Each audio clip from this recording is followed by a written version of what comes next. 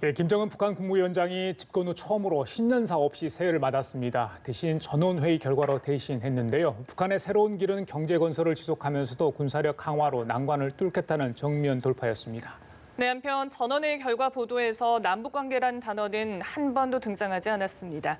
올해 남북관계도 밝지만은 않아 보인다는 분석인데요. 관련 소식을 최용환 국가안보전략연구원 안보전략연구실장, 박원곤 한동대 교수와 함께 살펴보겠습니다.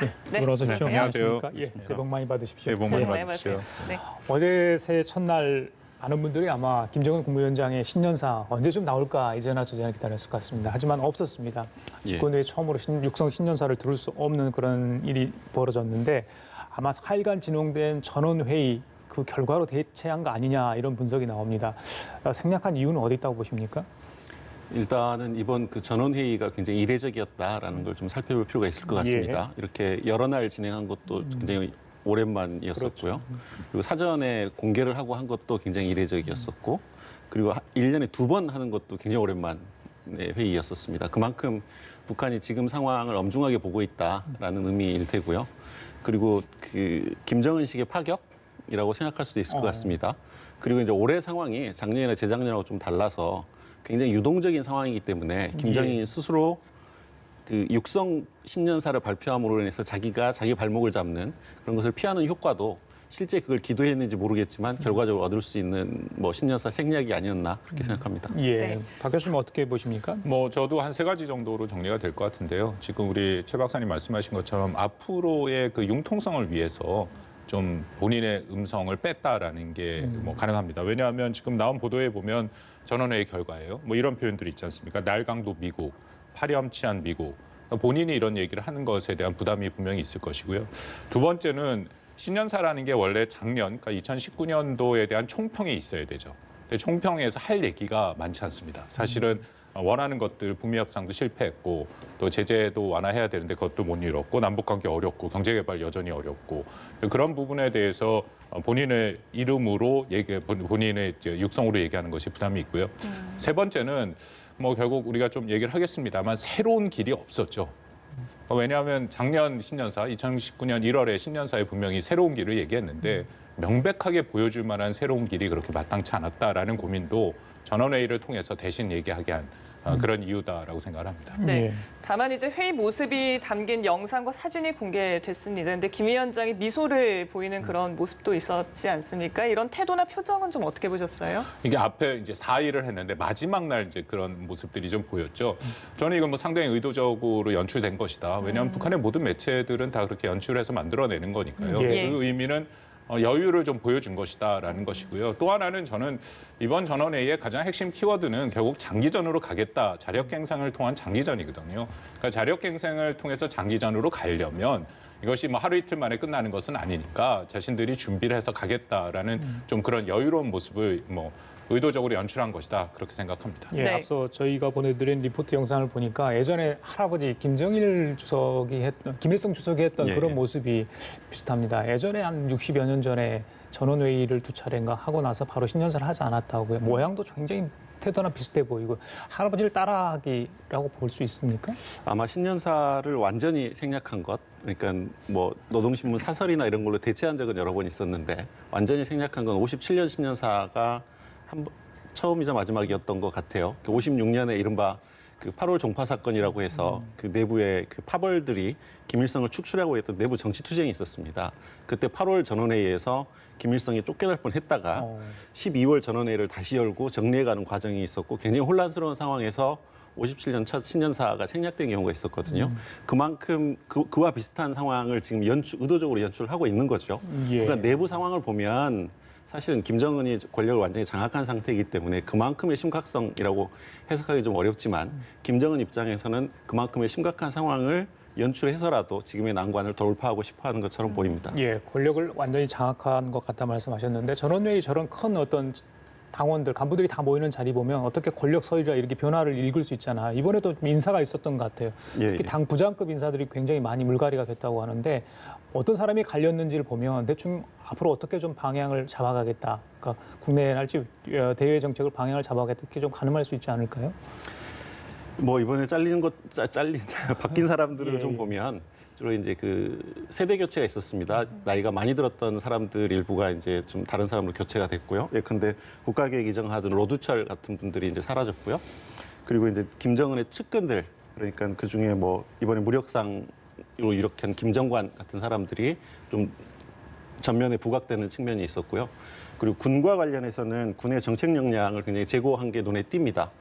당 군사부를 복원한 게 눈에 띄고요.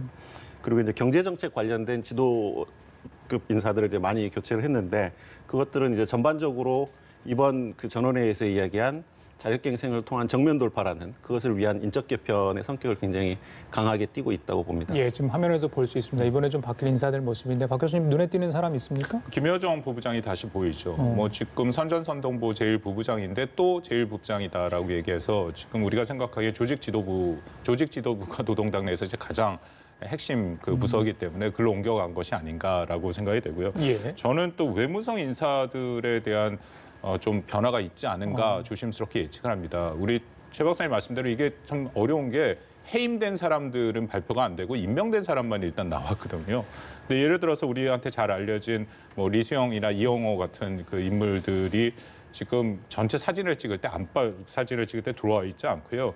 그리고 그 러시아 대사를 했던 김영준이 이번에 당 부의장 겸 당 부장에 적격적으로 임명됐죠. 그래서 이것이 어떤 의미인가? 뭐 러시아와의 관계를 앞으로 더 잘해갈 것이냐, 예. 아니면 말씀드린 외무성의 하노이 회담의 실패, 그 미국과의 협상의 실패에 책임을 묻는 것이냐, 이제 조금 우리가 지켜볼 여지는 있다라고 생각을 합니다. 네, 회의 내용을 좀 살펴보면 북한이 이제 새로운 길로 정면 돌파를 강조했습니다. 앞서서 그 새로운 길이 없었다라고 이렇게 분석을 해주셨는데 역시나 뭐 병진 노선으로 회귀하는 거 아니냐라는 그런 얘기도 나오거든요. 어떻게 보셨습니까? 저는 북한이 상당히 이 메시지를 잘 관리했다라고 생각을 하고요. 어제 오늘 뭐 많은 전문가들이 지금 약간 둘로 나눠서 해석이 되더라고요. 하나는 이것은 강력하게 이제 북한이 다시 핵 무력을 강화하면서 미국과의 협상은 사실상 단절하는 모습으로 간다는 핵쪽에도 거고요. 무게를 예, 두는 무게를 두는 거고 저는 좀 후자인데 여전히 그 협상의 문을 좀 열어놨다라고 생각을 합니다. 뭐 몇 가지 이유가 있는데 방금 말씀하신 확실한 새로운 길을 얘기하지 않았죠.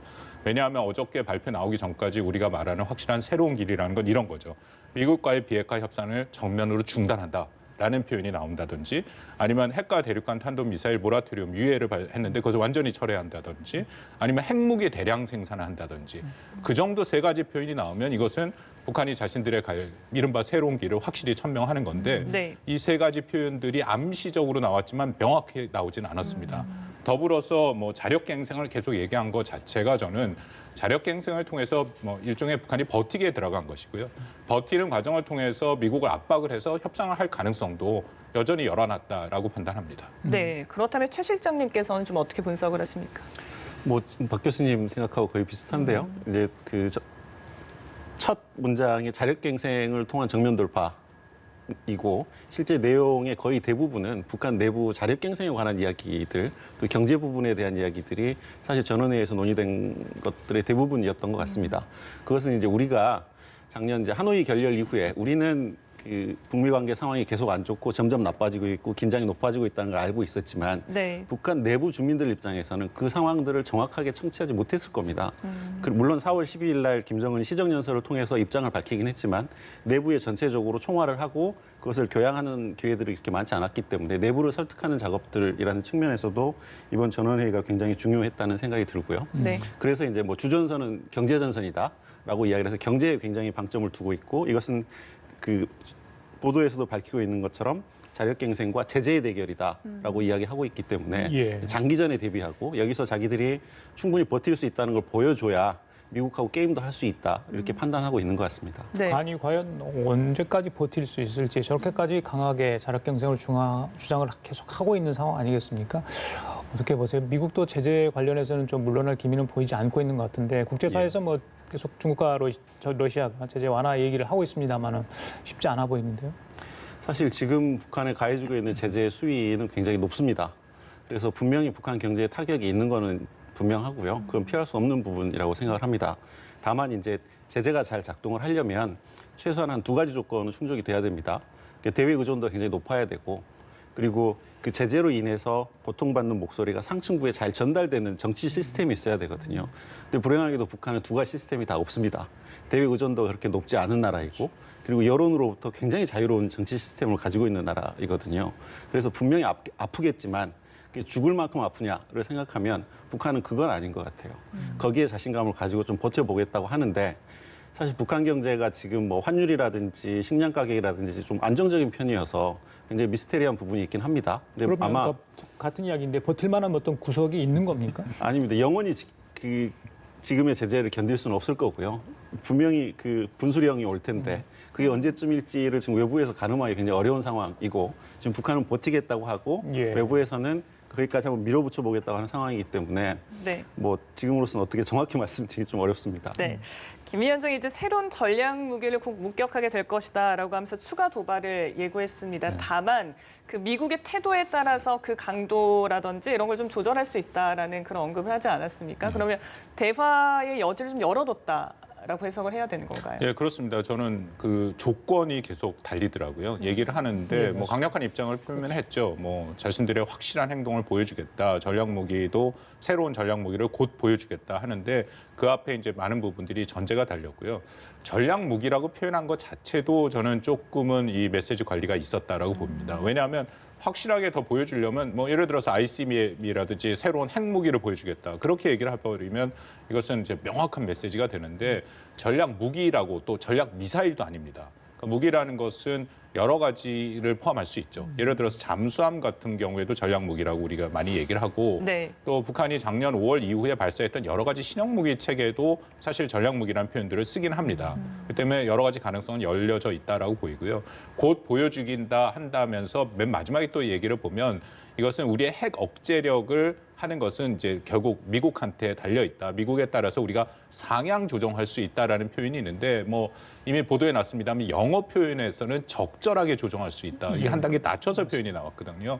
그러니까 그 내용 자체도 지금 뭐 자막에 나옵니다만 전반적으로 미국과의 대화의 문은 완전히 닫지는 않고 결국 미국이 하는 것을 보면서 자신들의 정책을 좀 조정해 나가겠다 하는 의지를 표명한 것이라고 생각합니다. 예, 핵 억제력 강화라고 했기 때문에 핵에 대한 어떤 개념들은 이미 자기들이 국회 사회가 알든 모르든 간에 어느 정도 확보를 했다 이렇게 저는 해석을 좀 할 수 있는 것 같고요. 억제력 강화를 이미 가지고 있다는 뜻으로 해석할 수밖에 없을 것 같고요.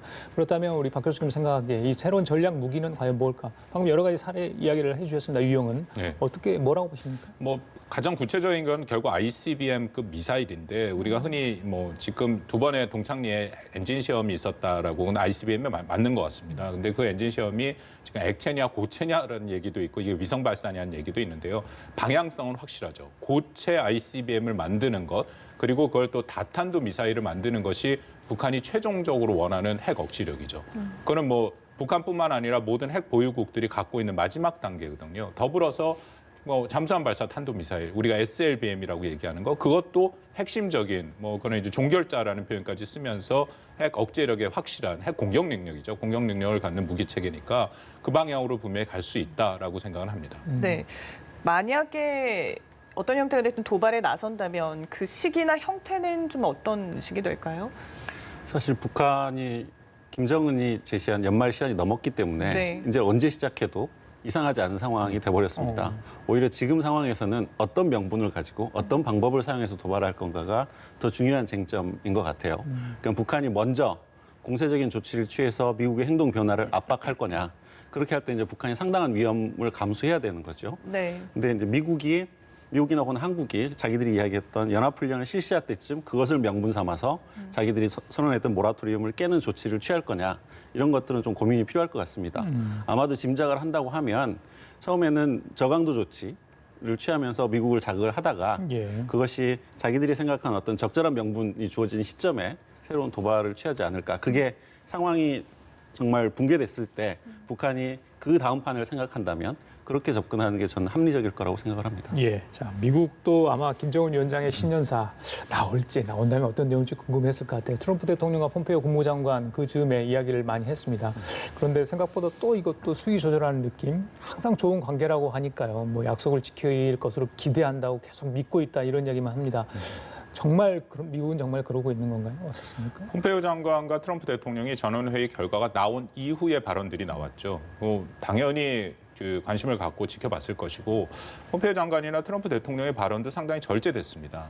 그러니까 예를 들어서 만약 아까 말씀드린 것처럼 강력한 북한의 메시지가 나왔다면 폼페이오나 트럼프도 다른 얘기를 했겠죠. 근데 그 원칙 차원에서 계속 얘기를 합니다. 폼페이오 장관도 북한이 지금 뭐 나옵니다만 다른 경로 택하기를 희망한다. 그러니까 도발하지 말고 계속 미국과의 협상을 하자라고 얘기를 했고 더불어서 트럼프 대통령은 다시 한번 좋은 관계다. 그리고 꽃병 얘기를 하면서 그런 선물을 받기를 원한다라는 정도의 이전과 크게 다르지 않은 메시지 관리가 됐거든요. 그러니까 저는 이걸 전반적으로 볼 때 아까 잠깐 우리 최 박사님 말씀하셨습니다만 북한이 어떻게 반응하느냐, 어떤 식으로 나오냐는 이건 미국한테도 상당히 달려 있고 이게 미국한테 달려 있다라는 것은 미국의 여러 가지 정치 일정이랑 연계가 돼 있죠.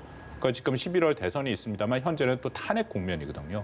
이런 국면에서 만약 북한이 고강도 도발을 한다면 트럼프 대통령 입장에서는 별로 선택의 여지가 없이 강경하게 대응을 할 수밖에 없다라는 겁니다. 그러니까 그런 것들을 충분히 이제 고민을 하고 있을 것이고요. 이게 아까 우리 말한 것처럼 자력 갱생을 해서 버티기 장기전으로 간다는 거는 11월까지 아마 이런 국면을 계속 이어갈 가능성이 높다라고 생각합니다. 긴장을 고조시키다가 또 필요하면 대화의 제스처도 하고 그렇지만 자신들의 입장에서는 벗어나지 않고 작년 10월 달에 얘기한 것처럼 이른바 생존권과 발전권을 미국이 선조치해라. 이제 그 방향으로 계속 밀고 나갈 가능성을 최소한 11월까지는 지금 있다라고 봅니다. 계속해서 상황 관리를 할 거다. 미국 정부에서는 그렇게 보시는 결국 관건이 이제 금지선을 넘느냐 안 넘느냐가 가장 핵심이죠. 만약 그것이 넘으면 이제 상황 관리가 안 되고 2017년으로 돌아갈 가능성이 매우 큰데 이번에 그 전원회의에 나온 것만 보면 제가 조심스럽게 예측을 합니다만 뭐 가능성을 닫지는 않았습니다만 현재로서는 그것도 그걸 넘겠다라는 명확한 그런 입장도 없었다. 그러니까 여전히 좀 이렇게 모호한 입장을 취하고 있다 그렇게 보입니다. 그러면 레드라인이라는 어떤 그런 기준선을 넘는다면 미국 측에서 어떻게 대응을 할지 볼턴 전 보좌관 같은 경우는 한미연합 군사훈련 중단 얘기도 또 오늘 꺼낸 것 같아요. 네. 어떤 유형이 있을까요? 만약에 맞대응할 수 있는 수단들에 대해서. 뭐 충분히 미국은 준비하고 있다라고 생각이 되고요. ICBM을 발사하면 유엔 제재의 트리거 조항이 있기 때문에 먼저 그 원유, 유류가 건드려지게 됩니다. 이 쿼타로도 한 것을 완전히 다 막아버리게 되고요. 그리고 미국이 여전히 갖고 있는 경제 제재에 대한 여러 가지 수단들이 많이 있죠. 그러니까 제재하는 분들이랑 얘기해 보면 지금 전체가 10이라고 놓고 보면 미국이 운영하고 있는 거는 3, 4 정도다. 그러니까 훨씬 더 높일 수 있는 가능성이 있고 저는 오히려 군사적인 옵션의 가능성은 굉장히 낮다라고 봅니다. 트럼프 대통령 입장에서는 연합훈련 같은 경우에 비용의 문제를 계속 얘기하기 때문에 일단 경제 제재를 더 강화하는 방향으로 가지 않을까 그렇게 생각합니다. 예, 최 실장님 어떻게 보십니까? 미국 계속 속도 조절을 해 나갈 것으로 보세요? 미국 입장에서는 사실 북한 문제가 지금 메인 이슈가 아니죠. 지금 이제 이미 대선 국면이 시작이 됐고 또 트럼프 대통령 입장에서는 국내 정치적으로 혹은 대외 정치적으로 굉장히 많은 이슈들이 있고 북한 문제는 그 중에 하나이기 때문에 지금 상황에서 관리만 돼도 오케이인 것 같아요. 그런데 지금 이제 북한이 그걸 보고서 미국이 지금 대선을 위해서 시간을 끈다라고 이야기를 하고 있기 때문에 북한은 끊임없이 그 레드라인을 자극하면서 뭔가 움직여 보려고 할 것이고 지금 그것을 자제시키고 싶은 거죠. 그러니까 그 좀 전에 이야기했던 그 내용들도 미국은 약속을 지킬 것이다라는 거는 북한에게도 약속을 지켜라라는 이야기죠. 미국은 약속을 지키고 있는데 북한이 전체적으로 판을 엎었다라고 하면 그 책임을 북에 돌리고 그 다음 조치를 취할 수 있다라는 이야기로 읽힙니다. 네. 이런 상황에서 아마 문재인 대통령의 고심도 굉장히 깊어질 것 같습니다. 지난해 신년사에서 김 위원장이 이제 남북 관계를 10차례 정도 언급을 했는데 올해는 한 번도 없지 않았습니까? 그만큼 남북 관계가 좀 어렵다 이런 것들을 방증할 수도 있다고 생각이 들어요. 사실 이게 신년사가 아니고 전원회의 결과이기 때문에 전원회의 내용에 집중해서 본다고 하면 남북 관계 이야기가 없는 게 과히 이상하지는 않습니다. 근데 전원회의 첫 번째 주제가 조성된 대내외 국면에서 향후 투쟁 방향에 대해서라는 게 첫 번째 주제였었거든요. 그 내용 워딩 그대로 본다고 하면 지금 대내외 정세 상황에서 북한이 볼 때 남북 관계가 주요 변수가 아니다 이렇게 판단하는 것 같아요. 그래서 아무런 언급이 없는 거고 실제로 지금 작년부터 이어져 왔던 남북 관계 상황을 보면 특별히 언급할 내용이 없는 것도 사실입니다. 근데 거꾸로 생각하면 남북 관계는 오픈일 수도 있는 거예요.